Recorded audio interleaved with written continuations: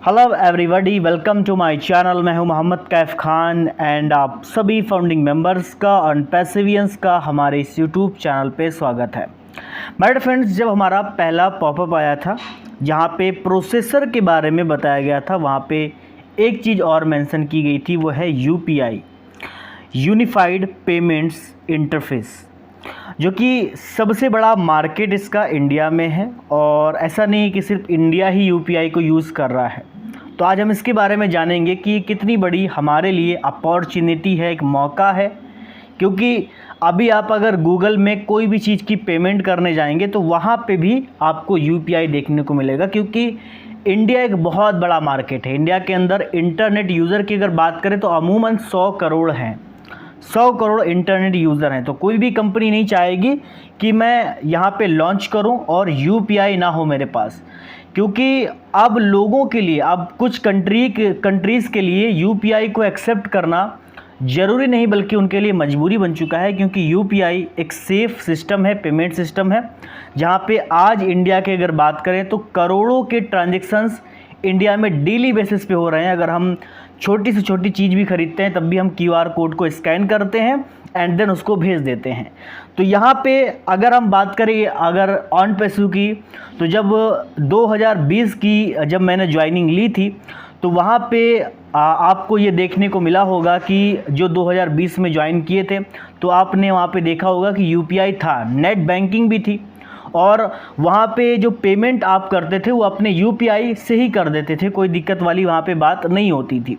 लेकिन फिर उसके बाद में हमारा यूपीआई सिस्टम हटा दिया गया, डायरेक्टली इंटरनेशनल कार्ड जो थे उसी से ही हमारा पेमेंट होने लगा एंड देन फिर यूपीआई का सिस्टम हटा दिया गया।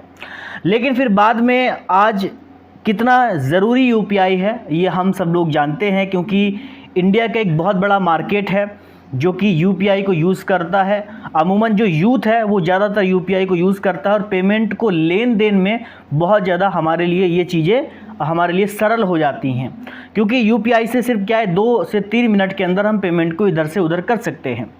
और यूपीआई की अगर हम बात करें तो यूपीआई सिर्फ इंडिया ही नहीं बल्कि कई सारी और कंट्रीज़ के अंदर ये चलता है। अगर यूपीआई की हम बात करें तो ये श्रीलंका, मॉरिशस और यूएई जैसे देशों में ये चलता है। सिंगापुर में भी ये चलता है, सिंगापुर ने भी एक्सेप्ट किया है।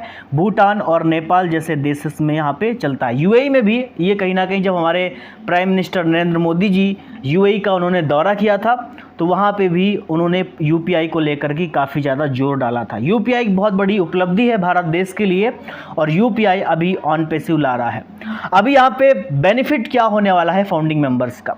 अभी ये बेनिफिट होने वाला है कि जो लेन देन की जो हमारी जो चीज़ें हैं वो उसमें आसानी होगी। बहुत सारे लोग हैं जो पैकेज को बाई करते हैं, इंटरनेशनल कार्ड उनके पास नहीं है, हर एक के लिए बनवाना इंटरनेशनल कार्ड शायद थोड़ा मुश्किल हो जाता है। लेकिन यहाँ पे यूपीआई अमूमन सारे ही फाउंडिंग मेंबर्स के पास है।